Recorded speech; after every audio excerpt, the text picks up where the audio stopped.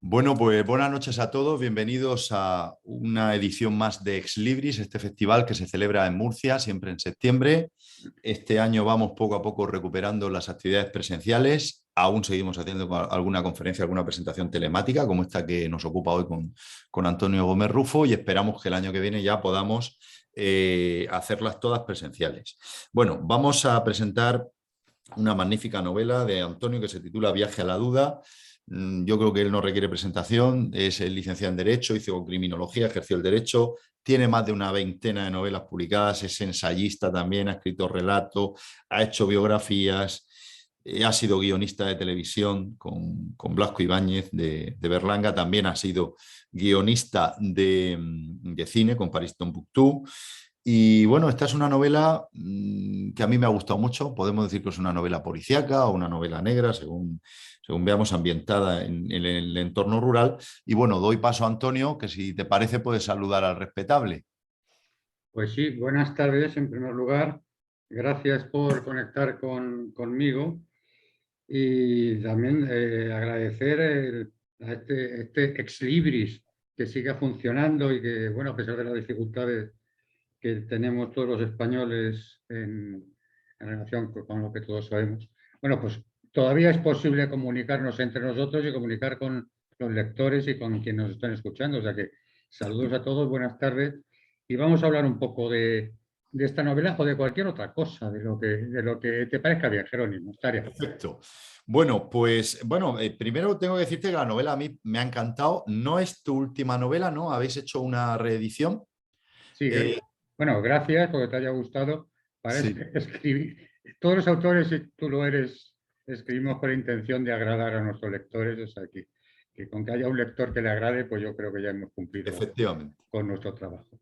En, No, no es la última novela, es una novela que se publicó ya hace algunos años porque ganó un premio Premio de la Valencia en Negra. Valencia de novela negra, pero ya no me acuerdo qué año, debió ser el 2013 o 2014, no sé, hacía unos cuantos años.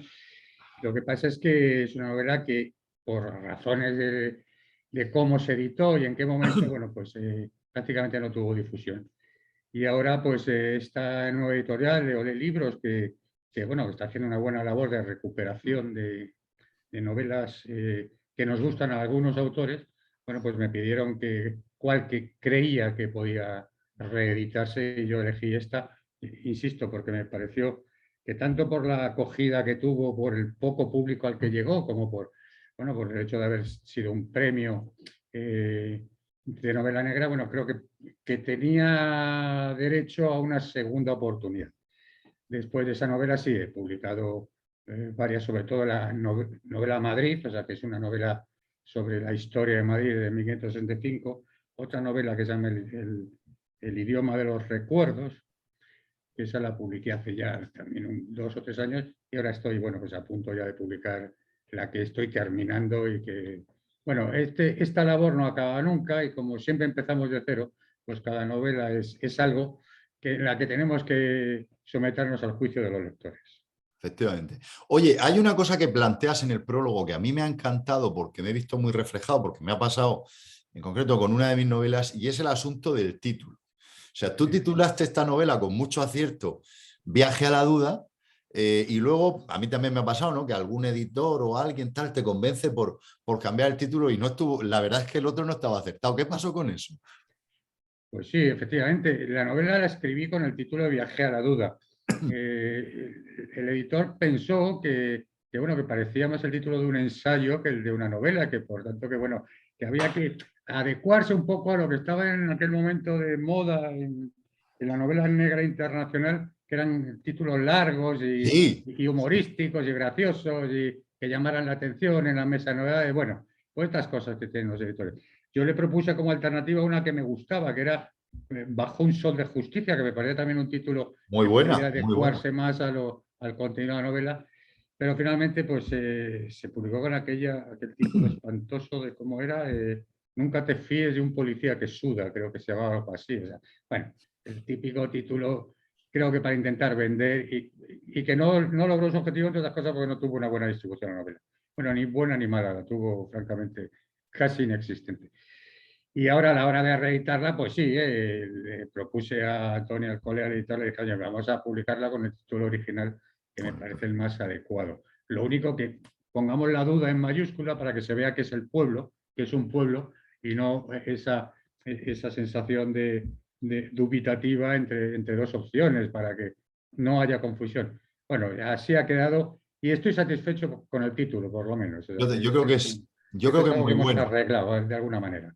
Yo creo que es muy bueno. A ver, cuando hablas de una novela policíaca es difícil lo que puedes contar y lo que no, pero hay que decirle a nuestros amigos que nos están escuchando, a los lectores, que Viaje a la Duda es el viaje a un pueblo que está en la frontera entre Cáceres, ¿no?, y Portugal, Entre ¿no? España y Portugal, sí. Hay algunos pueblos en Castilla y en Extremadura Pero es que son Cáceres, casi...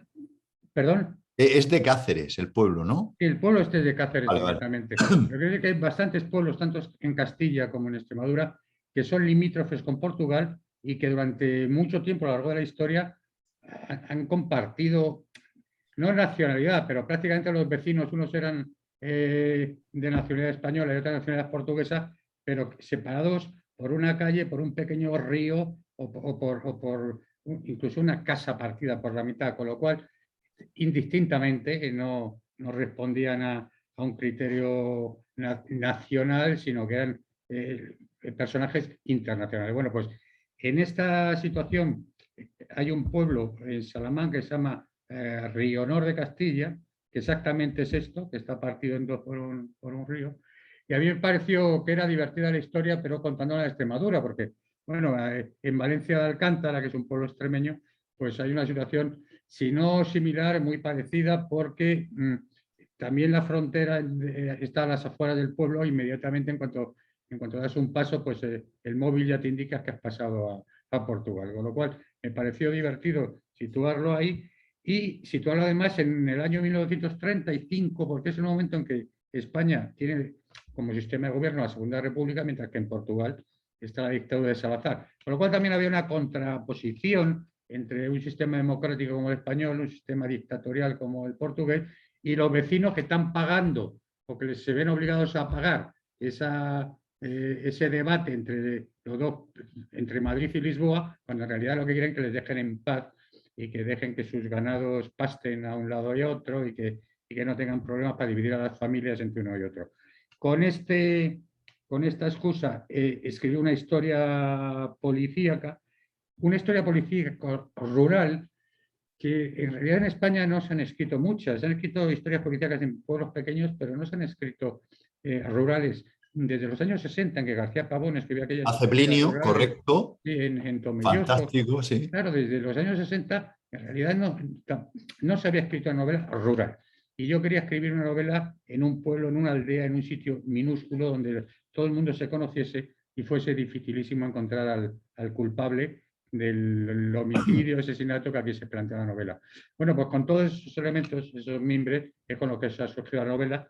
Y bueno, si a ti te ha gustado, yo ya me considero bien pagado. Sí, hay que decir que la novela negra nace muy ligada al entorno urbano y siempre dicen es una novela de ciudades, pero no, no, es una novela que también, y tu novela es una prueba de ello, que funciona muy bien en el ambiente rural porque es lo contrario que ocurre en la ciudad. En una ciudad tú tienes 2 millones de posibles culpables, en un pueblo tan pequeño tienes 8 o 10, pero es que si cabe más difícil todavía de averiguar, ¿no? Ese efecto de que hay secretos inconfesables, historias entre ellos y tal, que tu detective tiene que ir un poco desvelando. Que por cierto, has creado un personaje, porque fíjate que el personaje, tú eres madrileño, ¿no? ¿Sí? Y tu personaje, Tirso Salcedo, viene de Madrid también. Y hay una de las cosas que más me ha gustado de la novela es que está muy bien relatado el ambiente, ¿no? Eso que llamamos la ambientación. ¿Tú cómo conoces también el mundo rural? O sea, ¿eso te documentaste? No, Porque hablas sí. de muchas cosas. Hay incluso frases espectaculares como esta de vete a... ¿Cómo es a...? No leo, no entiendo ni letra. Lo de los cagajones a Parpa, que lo tengo aquí subrayado. Son unas frases del mundo rural extraordinarias. ¿Todo esto de dónde lo has sacado? ¿Te Sí. documentaste? ¿Lo has vivido? Sí, no, lo contaba un poquito por encima antes. claro, yo del mundo rural no sé nada. Como buen madrileño, soy un urbanita absoluto. Es decir, me conozco todos los tipos de asfalto y de contaminación, pero de campo no sé distinguir entre un gallo y una gallina prácticamente. No, me tuve que documentar. Me fui a pasar una temporada a ese pueblo que decía antes, a Valencia de Alcántara, que es un pueblo del norte de Cáceres, el fronterizo con Portugal, y allí tuve que, o sea, y agradezco profundamente a los vecinos de Valencia de Alcántara que me enseñaron cómo se hacía el extraperlo en la zona, cuál era la flora, la fauna, cómo se vivía en los años 30, en los años 40, los más viejos del lugar. Es decir, me volví con una cantidad de apuntes que en realidad la trama es la que tenía, pero la ambientación, que es a lo que te refieres, pues efectivamente fue consecuencia de una estancia de casi un mes en un pueblo donde, bueno, yo creo que menos con el alcalde, cené con todos los habitantes de la población, o sea que fue muy agradable y sobre todo muy ilustrativo. Y aprendí. Los escritores normalmente cuando escribimos ya sabes que tenemos que documentarnos para que, aunque no sea verdad lo que contamos, que sea verosímil. Entonces, para que sean verosímiles las cosas necesitamos mucha documentación. Y si trata de un ambiente rural en el año 35, en un pueblo minúsculo, en prácticamente una aldea, pues otro documentan mucho o el aroma, el tufillo que sale, esa falsedad. Y bueno, creo por lo que me han dicho que este obstáculo también lo he salvado. Sí, está Lo muy bien. cual lo agradezco mucho, pero creo que el mérito está en los habitantes de Valencia de Alcántara, a los que les agradezco en la novela al final su colaboración y se lo agradezco aquí otra vez. Sí, porque fíjate, ¿no? Por ejemplo, la frase que yo decía era, vete a apañar cagajones. Y luego, porque está logradísimo, ¿no? El léxico que utilizan los habitantes del pueblo, cómo hablan, algunas patadas que le dan al diccionario, sobre todo el alcalde, que es muy gracioso, etcétera, ¿no? Eso está logradísimo. ¿Has utilizado? Hay localismos, hay palabras que son muy Sí, locales, localismos que he sí. encontrado y Ujú. bueno, que me dijeron, y sí, también están introducidos en la medida de lo posible para que se entienda bien.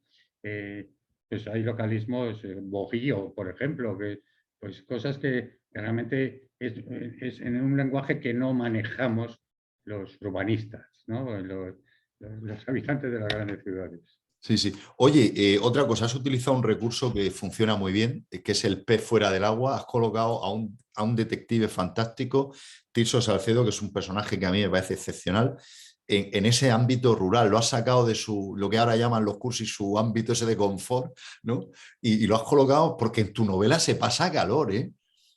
Sí, sí, sí.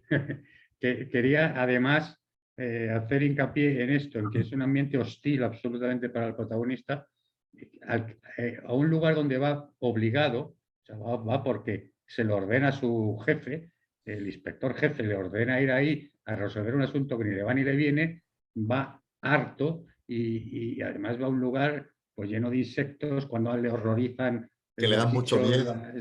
todo lo que es esa fauna de insectos y tal, le horrorizan y está siempre sufriendo con ellas y el calor asfixiante. Bueno, sí, le saco de su hábitat, pero el personaje encuentra a un anfitrión, que es a otro personaje yo creo encantador, Lucio, y sí. es el que le conduce un poco para que vaya terminando, no digo que amando el pueblo, pero sí por lo menos sintiéndose cada vez más confortable en él. Sí, has creado un dúo ahí, el Tirso Salcedo y un niño del pueblo que le ayuda, se llama Lucio, que es un personaje también extraordinario, que no te has planteado hacer los protagonistas de alguna aventura más, porque hacen un tándem fantástico.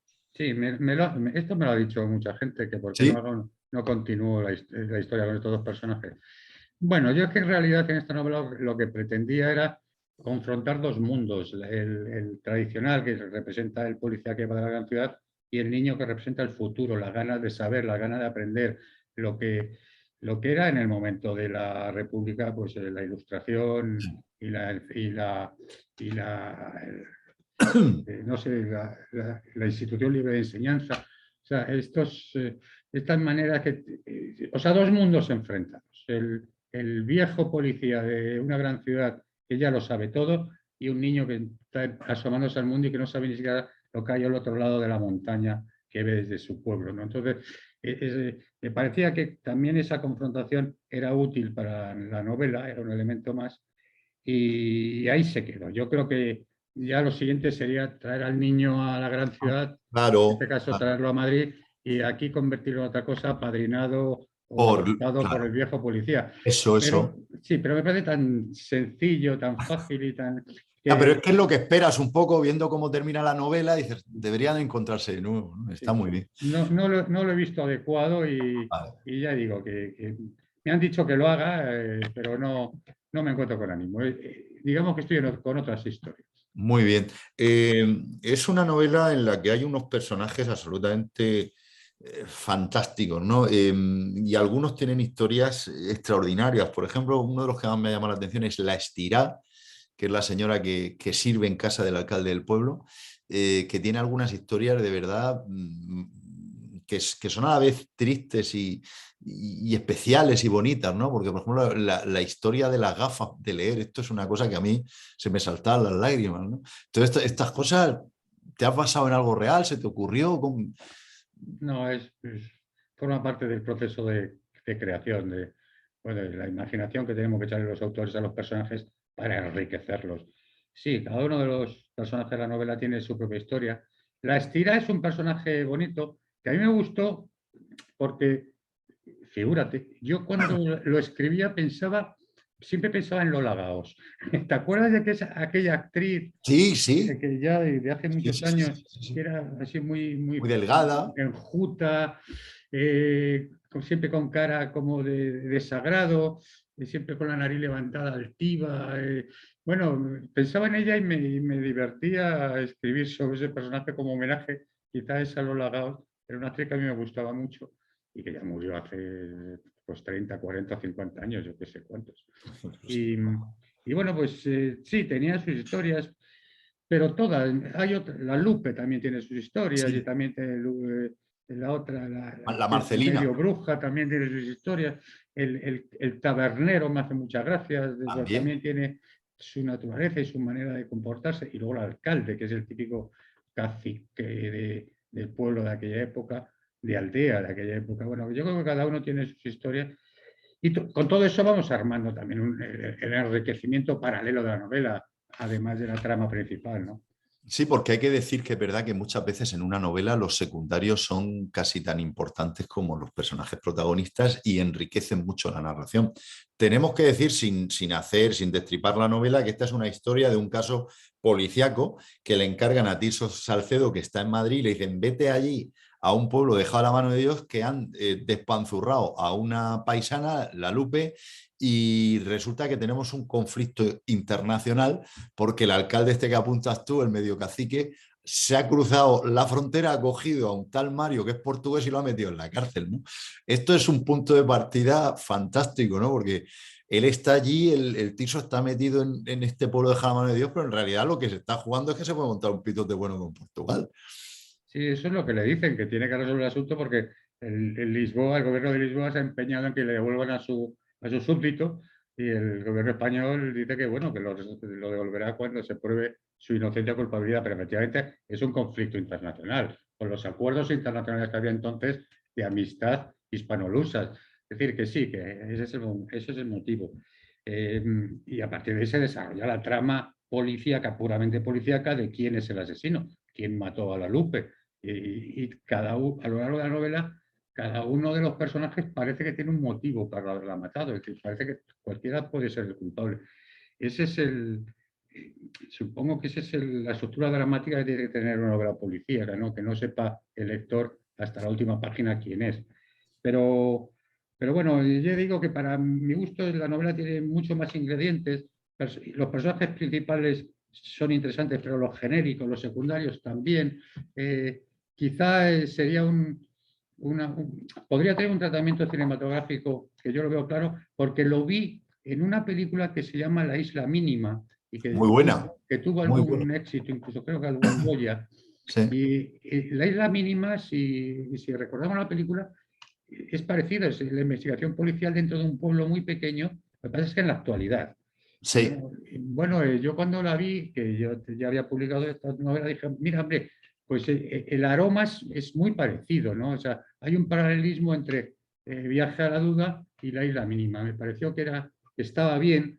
Está bien que las ideas que compartimos los creadores, o vivimos generalmente, vivimos las mismas circunstancias, en los mismos tiempos, leemos mucho y muy parecido, vemos la misma televisión o vemos la misma película, pues que al final a la hora de crear muchas veces coincidamos. Entonces está muy bien que el autor del guión La Isla Mínima, que no sé quién es, y yo mismo pues hayamos coincidido en contar una historia, aunque sean distintos momentos históricos. O sea que está bien que vayamos coincidiendo. Me ha pasado también con Almodóvar, con La piel que habito, que es muy parecido a una novela mía que se llamaba Adiós a los hombres, que en realidad estamos contando la misma historia.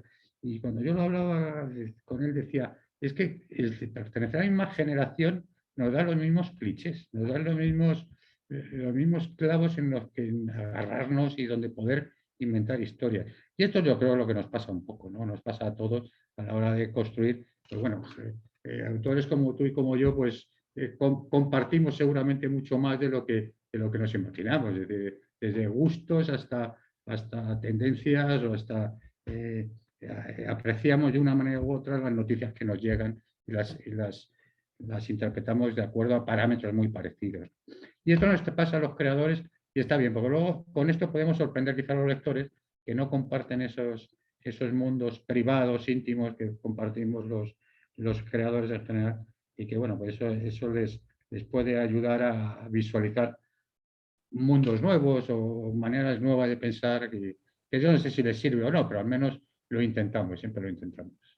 Sí, una cosa que está muy lograda en tu novela, que parte, bueno, ya sabemos que el lector suele identificarse mucho con personajes protagonistas que tienen que vencer grandes dificultades. No es solo lo inhóspito del lugar, que el pobre Salcedo está toda la novela con el traje mojado, que literalmente escurre la camisa, el miedo que le dan los bichos, en fin, es que está el pobre allí.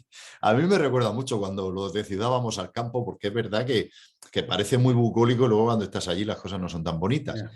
Pero es verdad que hay una dificultad adicional que es un poco casi que la propia simplicidad del crimen y del pueblo. Es decir, no, en aquella época no había evidencia forense, no hay prácticamente pruebas y tú recurres a algo que es muy clásico, que es lo que los franceses llaman la encuesta, en la que el detective, que es el que lleva la cámara, va entrevistándose con un personaje, de ese saca una pequeña perlita que le lleva a otro personaje y así nos vamos familiarizando con todas estas historias que has comentado.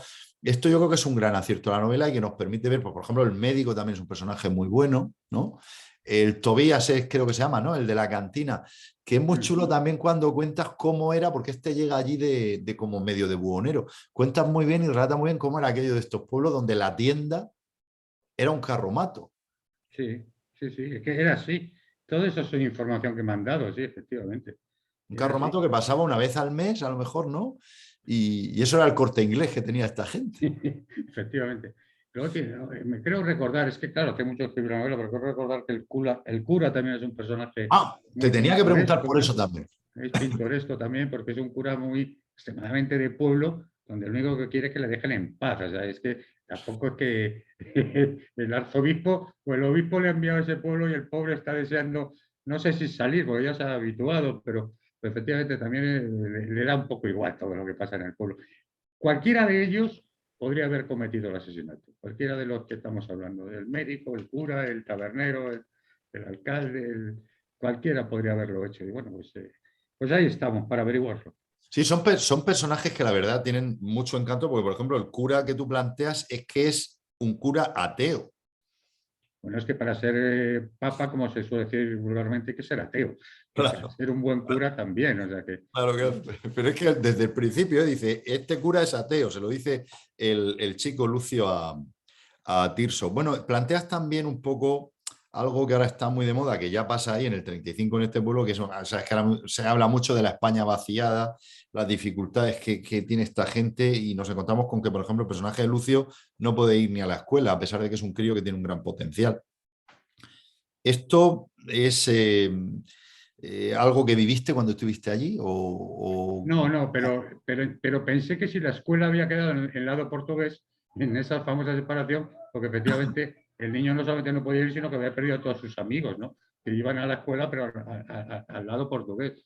Como después de la separación que se impuso por parte de la dictadura de Salazar, la gente de la duda no podía pasar a la dúbida, que es como denominaron a la parte portuguesa del pueblo. Entonces, claro, las familias quedaron separadas, pero los niños, sobre todo este niño, se quedó solo. Y claro, quedarse solo en un pueblo a los 10 o 11 años, 9 años, no sé los años que no me acuerdo los que tiene, quedarse solo y con deseo de aprender y que lo único que consigue es que el médico le ponga un libro en el escaparate y le pase una hoja cada día para que el chaval vaya leyendo y siga leyendo el libro que tiene, que no me acuerdo, pero me parece que es un clásico, pero no me acuerdo cuál era. El caso es que sí, que efectivamente es una tristeza para el pobre niño. O sea que... Pero bueno, esta era la España del 35. Es que, claro, ahora no nos imaginamos cuando vemos la película de Buñuel, la de las Urdes, Sí. bueno, pues nos parece que hemos pasado al siglo XIX o final del XVIII. Y bueno, no, esto era en los años 30. Entonces, esta aldea está como vimos en la película de Buñuel, en las Urdes, es decir, en una miseria total y absoluta. La gente prácticamente no sabe hablar, prácticamente gruñe, o sea, Sí, eso lo cuentas muy bien. emite sonidos más que palabras. Es decir, no, la incultura es atroz, lo único que tienen es los animales domésticos o de campo con los que se alimentan y el carromato del buhonero que pasa por allí a servirles lo necesario. Bueno, y el extraperlo, que por supuesto funciona también, Sí, el contrabando. el contrabando entre Portugal y España. Claro, pero que es una España no tan lejana, ¿eh? Es una España de hace 80 años. Sí, es un lugar dejado de la mano de Dios. Además, me hizo mucha gracia porque me recordó cuando hay un momento en que Salcedo entra en el bar, el pequeño bar ese que hay en el pueblo, y habla con los lugareños y se sorprende porque los ha entendido. Y esto que dices tú de que hay algunos en el pueblo que bueno, que parece más evolucionado, pero que la mayoría es que casi que gruñen. A mí esto me recordaba mucho. Yo tenía un amigo en un pueblecito de Teruel y cuando pasaban dos paisanos por la calle decía uno, yep, y decía el otro, yep, y se comunicaban. Perfectamente, sí, Es sí, eso, es claro. eso. Yo lo vi muy bien contado. Oye, y has narrado muy bien cómo era lo de la dictadura de Salazar y en tu novela planteas una paradoja que yo creo que es interesante porque en ese momento, digamos que hay una dictadura, un estado totalitario a un lado de la frontera que luego lo tuvimos aquí prácticamente 4 o 5 años después. Y en cambio en ese momento parece que España es el país progresista y los otros son los retrógrados, ¿no? Esto es como una mala Bueno, broma de sí, destino. quería contraponer estos dos sistemas. Efectivamente, España durante la República era un Estado democrático, un Estado con un Parlamento, con una Constitución y equiparable a cualquier otra democracia europea. Y Portugal no, Portugal era una dictadura similar a la que luego instauró Franco en España después de ganar la guerra civil. Sí, es ese momento. Me recuerda un poco también la España que cuenta Delibes ahora que se ha muerto Mario Camus, y en la película de Los Santos Inocentes también, ¿Sí? el ambiente ese rural, pero no el de los señoritos, sino No, no, no, el de la mayoría. sí, el de la mayoría. Ese ambiente también es un poco, también es un poco reflejo de esa España de aquel momento, de la España de la sumisión, de la España de la penuria. Pero claro, es curioso que en una España democrática hubiera esa dejadez con respecto a lo que son las aldeas y los pueblos. Que de alguna manera, bueno, Lorca intentó llevar la cultura a muchos pueblos de España a través de la barraca y todas estas cosas, pero en general todavía había una gran diferencia entre las ciudades, pequeñas o grandes, y los pequeños pueblos. Una enorme diferencia que todavía subsiste, yo creo que afortunadamente cada vez menos, porque incluso hasta ahora los pueblos más pequeños pues ya todos tienen, o casi todos tienen casa de la cultura y tienen polideportivo, que es lo que ha hecho la España democrática, ¿no? Llevar a todos los pueblos pues, servicios sociales y ambulatorios y, en fin. Sí, la evolución de España en los últimos 25 años es sorprendente, pero que en algunas... Porque tú has trabajado en gestión cultural, ¿no? En los años 80 o por ahí sería. Sí, trabajé con Tierno Galván en el Ayuntamiento de Madrid. El profesor me llamó para llevar el área de cultura y luego el Centro Cultural de la Villa. Estuve unos años, hasta su muerte estuve trabajando con él. Después ya lo dejé, porque a mí la política me interesa poco. Claro. Me interesa desde el punto de vista de observador y de lector de noticias, pero no de ejercicio. De ejercicio profesional de la política no me interesó nunca nada. Estuve unos años con el profesor, porque con el profesor no era trabajar profesionalmente, sino que era estar aprendiendo cada minuto. Entonces, con Tierno Galván, y en Murcia lo sabe muy bien, Tierno era un personaje absolutamente excepcional, con el que merecía la pena estar a su lado, me pidiera lo que me pidiera. Es verdad que en tu novela está muy bien reflejado ese carácter de estas personas que vivían en el mundo este del agro más profundo, que como tú bien apuntas, están muy bien reflejados también en la novela de Delibes, porque son personas que por un lado, como tú dices, parece que gruñen, son totalmente ágrafos, pero por otra parte es verdad que sí que viven en comunión con la naturaleza, ¿no? Que esto está muy reflejado también en tu novela, y son personas que dan un enfoque del ser humano de cómo éramos hace casi que 1000 años, ¿no? Que vivíamos pues con la luz, nos acostábamos cuando era de noche, siguiendo un poco los ciclos, como planteas tú también, de las cosechas, etcétera, ¿no? Eso, por un lado, es un poco triste la forma de vida que tienen tan miserable, pero por otro lado hay un poco también de nostalgia, ¿no? De haber perdido un poco esa especie de paraíso perdido, ¿no? Bueno, sí, cuando falta la cultura ilustrada siempre Sí, queda eso la es cierto. naturaleza, ¿no? Y Eso la es cierto. naturaleza enseña mucho y hay mucha gente cuya sabiduría, y es mucha, la obtienen siempre de la naturaleza, no de los libros, porque no han tenido acceso a ellos. O sea que sí, son dos maneras de aprender, dos aprendizajes diferentes, pero que conducen los dos a la sabiduría y al conocimiento. Bueno, tenemos que decir a nuestros amigos que nos están escuchando que si quieren hacer alguna pregunta a Antonio, la pueden hacer a través del chat. Nosotros la leemos aquí y él, pues encantado, os las contesta. Me has dicho que cuando te he planteado lo de si podrías volver a recuperar estos personajes, que estabas trabajando en una cosa que estás a punto ya de terminar. ¿Nos puedes decir un poco qué es lo que estás haciendo?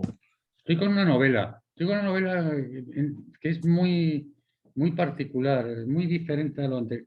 En general, mis, mis novelas son siempre distintas, todas. O sea, yo, desde que empecé y ya llevo 60 y tantos libros publicados, nunca me gusta repetir. O sea, siempre escribo historias distintas en momentos históricos diferentes, en lugares geográficos muy distantes. O sea, nunca me gusta hacer dos novelas iguales. Y en este caso estoy escribiendo una novela sobre el teatro, o sea, una novela sobre el teatro que no lo había hecho nunca y me parece que, bueno, pues bueno, simplemente que me apetecía hacerlo, es decir, que es una novela también distinta. Al final, probablemente los estudiosos dirán que no es verdad lo que digo, que al final todos los autores escribimos siempre la misma novela. O sea, que Eso dicen, nos eso dicen. disfrazamos con otros personajes y con otras historias, porque estamos siempre escribiendo la misma novela. Y quizás sea verdad, quizás lo que, lo que tenga de punto de unión en toda mi narrativa sea la lucha de un personaje contra la sociedad, contra la familia, contra el medio, y cómo pierde siempre contra la sociedad, ¿no? Porque el individuo siempre pierde contra los elementos. Entonces, posiblemente yo siempre escriba la misma novela, pero con distintos argumentos, distintos personajes y distintos lugares o momentos históricos. Y esta que estoy escribiendo, pues ya digo, le pasa lo mismo a un personaje, pero relacionado con el mundo del teatro, que siempre me ha encantado, que he escrito obras de teatro, incluso he Has dirigido dirigido. teatro, que he hecho cosas relacionadas con el teatro y nunca había escrito una novela. Así como que tampoco he escrito nada relacionado con el cine porque me apetecía menos, a pesar de tener más de guionista que de autor teatral, pero sin embargo sí me apetecía escribir un poco sobre teatro. Y bueno, a ver cómo sale. Estoy en la fase final, digamos. Tú sabes que a los lectores, y a ti te pasará también como lector, por ejemplo, nos gusta mucho la trastienda de la literatura que hay detrás de una novela, y a los que somos profanos y tal, pues nos pasa lo mismo con el cine o con el teatro. Como tú has escrito teatro y has dirigido teatro, supongo que en esa novela podremos ver un poco cómo es el entramado que hay detrás de todo esto, ¿no? Que Sí, es lo que sí, nos claro. interesa a los de fuera. Sí, sí, porque buena parte de la novela transcurre durante los ensayos de una obra de teatro. O sea que sí, hay un, digamos que hay explicación bastante razonable de cómo es el teatro, de cómo se construye una obra, de cómo Ay, ay. se preparan los actores, bueno, de todo eso. Lo que pasa es que la historia es otra, pero como pasa siempre, la historia es otra, pero el ambiente en el que se desarrolla la historia es dentro de un teatro o dentro de la ciudad de Madrid, pero siempre relacionado con el teatro y Claro, con es que eso el está muy ensayo de una chulo. función. Claro, eso está muy chulo porque nosotros vamos a ver una obra de teatro y vemos la obra magnífica, los actores geniales, pero claro, en muchas ocasiones no vemos todo el trabajo que hay detrás y toda la previa. En fin, yo creo que eso está muy interesante. ¿Es policíaca? No, no, no. No, no, es curiosamente es romántica, algo que tampoco había Ah, hecho. muy Yo bien. nunca había hecho esto, pero curiosamente es romántica y tampoco sé por qué. Pero si tuviera que definirla dentro de algún género, aunque ya sabes que las novelas hoy en día son intergenéricas, ¿no? Sí. Entonces, que ahora tienen de todo. Pero si tuviera que definirlo por un género, digo, bueno, esta casi es una novela de amor, de amor a la fuerza, ¿no? O sea, bueno, por eso quizá tenga algo de romanticismo, no sé. Cuando sa- yo no sé, igual que no sé titular, tampoco sé muy bien explicar mis novelas nunca. O sea, a mí cuando me preguntan, ¿y de qué va tu novela? Digo, yo qué sé. O sea, porque no sé explicar mis novelas como no tengo ni idea de titular. Mis títulos son malísimos Es siempre. O sea, que titular, Antonio, titular es muy difícil, ¿eh? Yo el otro día lo comentábamos tú y yo cuando charlábamos por teléfono y yo hay títulos que se me han ocurrido así ¡pam! Y han sido fantásticos, pero como no me pase eso, ahí ya te atascas y te puede pasar lo que te pasó a ti con esto, con el viaje a la duda, o me pasó a mí. Yo tengo una de las de Víctor Ross que yo titulé El anillo del coronel y luego me convencieron, es que el anillo, ya está el Señor de los Anillos, digo, ya, pero ¿qué tiene que ver? claro, ¿qué tiene que ver? Entonces Sí. me convencieron para poner un título tan manido como El caso de la viuda negra, que hay una peli muy buena de Debra Winger en los 80 y tal, Mm.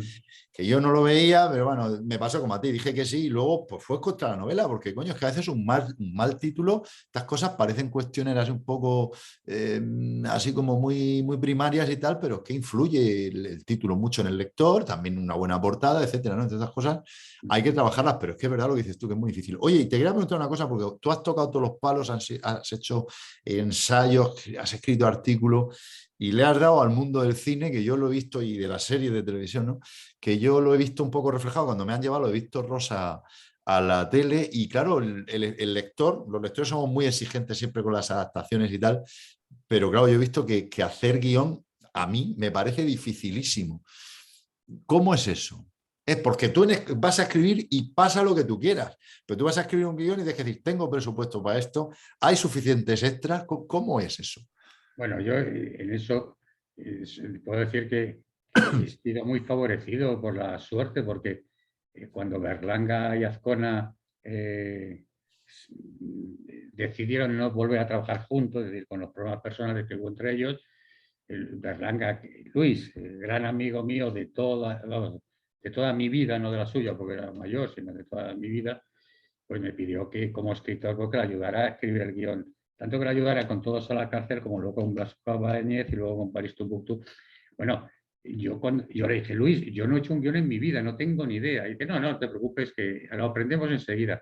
Y bueno, el maestro mío de hacer guiones es Luis García Berlanga, con lo cual no tengo ningún mérito. Es decir, que solamente de sentarnos juntos tarde tras tarde o día tras día durante un año para sacar adelante el guión de una película, bueno, solamente con lo que yo podía aportar y lo que estaba aprendiendo, pues los guiones salían. Es decir, que no, yo no puedo decir que sea guionista. O sea, probablemente yo sea un pésimo guionista. Si a mí me dicen, haz el guión tú solo, probablemente seré un desastre. Ahora, al lado de Berlanga, cualquiera es un genio. O sea que, o por lo menos es un acompañante de un genio. Entonces, yo no puedo presumir de guionista en absoluto. He hecho guiones, pero aquí el del mérito es Berlanga y yo soy un mero aprendiz. Es que yo creo que quizá el guión es como algo más técnico, ¿no? Y puedes estar un poco limitado. Ahora en el mundo de las series, imagínate, cada página es un minuto, los Sí, todas esas medios. cosas, sí, todas esas cosas se aprenden, ¿no? De todas esas cosas se aprenden cuánto dura el guión, cómo tienen que ser los diálogos. Los diálogos tienen que ser como una escalera, nunca puedes bajar un peldaño, siempre tienes que subir un peldaño más. Es decir, hay trucos para hacer un guión, o sea que eso, y eso lo aprendes enseguida, son cuatro cosas. Eh, y al final no crees que es tan diferente de escribir una novela o una obra de teatro.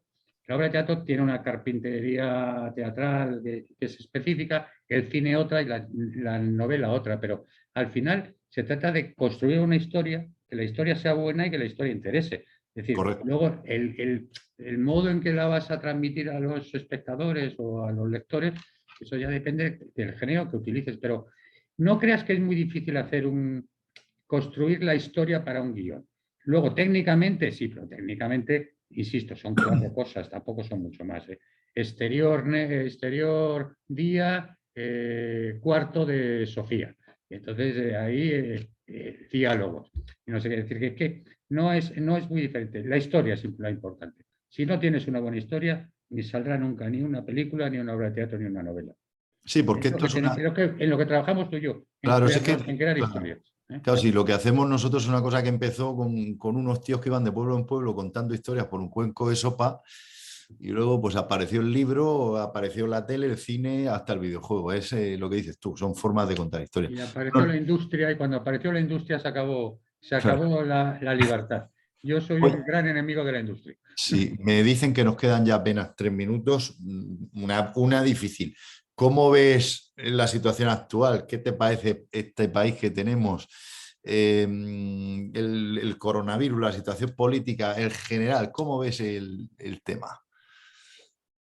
Pues Ah, creo ya, que simplemente hace 20, 30 años había muchos mejores políticos, había muchos mejores escritores, muchos mejores músicos, muchos mejores directores de cine, muchos mejores. Es decir, me parece que hay un empobrecimiento general de la sociedad, pero no solo en España, sino en todo el mundo. Es decir, ya no existe una Margaret Thatcher, un Gorbachev, un Mitterrand, un Kohl, un Felipe González, ya no existen. O sea, ahora lo que hay son lo que tenemos y no tampoco existe un Picasso, un Miró, ni un Berlanga, Bueno, pues hay algunos casos pues, que sí, que sobresalen, pero que en general la sociedad está empobrecida intelectualmente. Nos falta espíritu crítico, creo que nos exacto. aliena bastante el exceso de televisión y lo que no quieren contar, y las redes sociales también.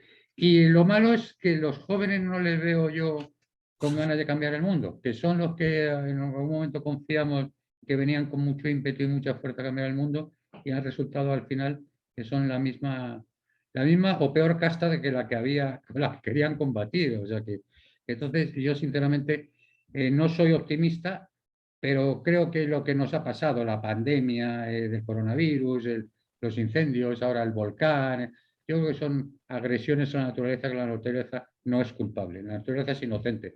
Los que estamos siendo culpables somos nosotros que invadimos los territorios de la naturaleza. Y se defiende como puede decir. Incendios ha habido siempre, por los rayos siempre ha caído los bosques, y volcanes ha habido siempre, y virus y epidemias ha habido siempre. La naturaleza ahora nos hace más daño porque estamos todos más apelmazados, más apelotonados, más reunidos en ciudades, en grandes urbes, y entonces nos contagiamos todos.